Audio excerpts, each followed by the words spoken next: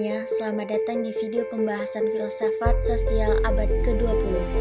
Pada kesempatan kali ini, kita akan memahami dua pendekatan besar yang sangat berpengaruh dalam cara kita mempelajari manusia dan masyarakat, yaitu fenomenologi dan hermeneutika.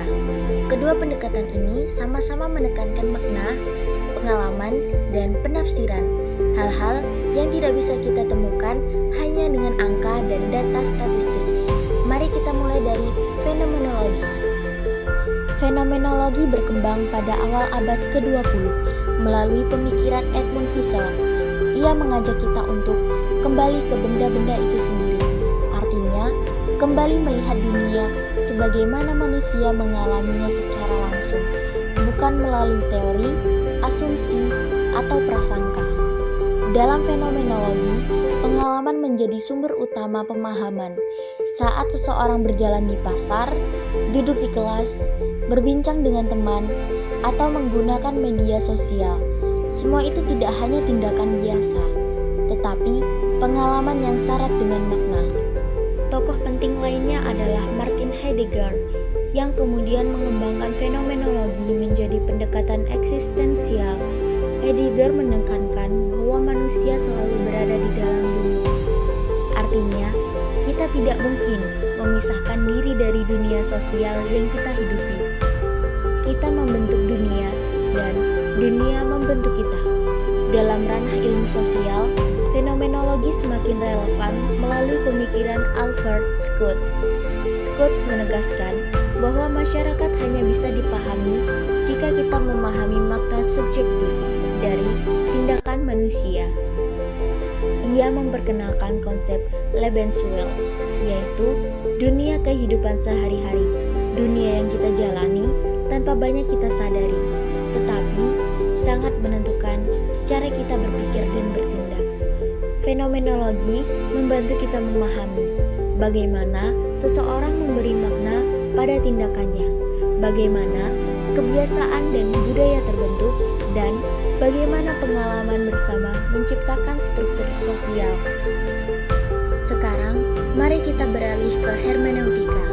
Hermeneutika awalnya dikenal sebagai metode menafsir kitab suci dan teks-teks kuno.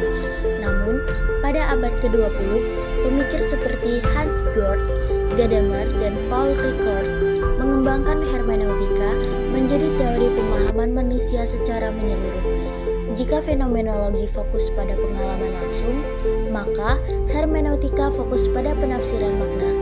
Gadamer menyatakan bahwa setiap pemahaman selalu dipengaruhi oleh pra-pemahaman, yaitu pengetahuan, tradisi, kebiasaan, dan budaya yang kita bawa sejak awal. Dengan kata lain, kita tidak pernah memahami sesuatu secara netral. Selalu ada kacamata budaya yang kita pakai. Salah satu gagasan penting Gadamer adalah fusi horizon, yaitu proses menyatunya perspektif kita dengan perspektif yang kita pelajari. Pemahaman bukan hanya meniru, tetapi dialog antar diri kita dengan dunia. Paul Ricoeur membawa hermeneutika lebih jauh dengan menyatakan bahwa masyarakat adalah teks. Artinya, tindakan manusia, peraturan, simbol, dan budaya dapat dibaca dan ditafsirkan seperti membaca sebuah buku. Hermeneutika mengajarkan bahwa setiap tindakan memiliki makna, setiap simbol sosial penuh tafsir, dan setiap manusia adalah makhluk penafsir. Fenomenologi dan hermeneutika tidak bertentangan, sebaliknya, keduanya saling melengkapi. Fenomenologi memulai dengan pengalaman langsung, hermeneutika menambahkan proses penafsiran atas pengalaman itu. Contohnya, saat seseorang menghadiri upacara adat, fenomenologi membantu kita memahami apa yang ia rasakan dan alami. Hermeneutika membantu kita menafsirkan simbol, bahasa, dan makna adat tersebut dalam konteks budaya yang lebih luas.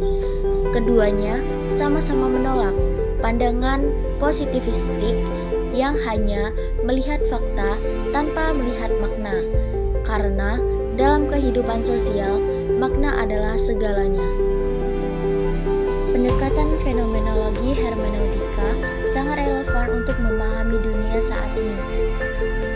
Fenomenologi membantu memahami pengalaman pengguna, bagaimana seseorang merasa mendapat dukungan, kritik, atau validasi. Hermeneutika membantu menafsirkan simbol, emoji, caption, dan tren yang memiliki makna sosial tertentu. Fenomenologi melihat bagaimana tradisi dialami langsung oleh masyarakat. Hermeneutika melihat bagaimana makna tradisi ditafsirkan dan diwariskan antar generasi. Fenomenologi menjelaskan bahwa seseorang merasa identitasnya sebagai bagian dari kelompok tertentu. Hermeneutika menjelaskan bagaimana identitas itu dibangun melalui bahasa, sejarah, dan simbol.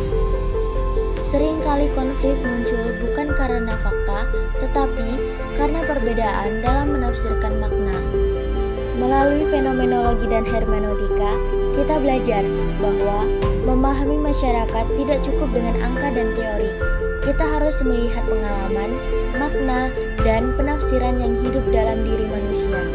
Dunia sosial bukan sekadar ruang kosong, ia adalah ruang penuh makna yang setiap hari kita bentuk, kita jalani, dan kita tafsirkan bersama.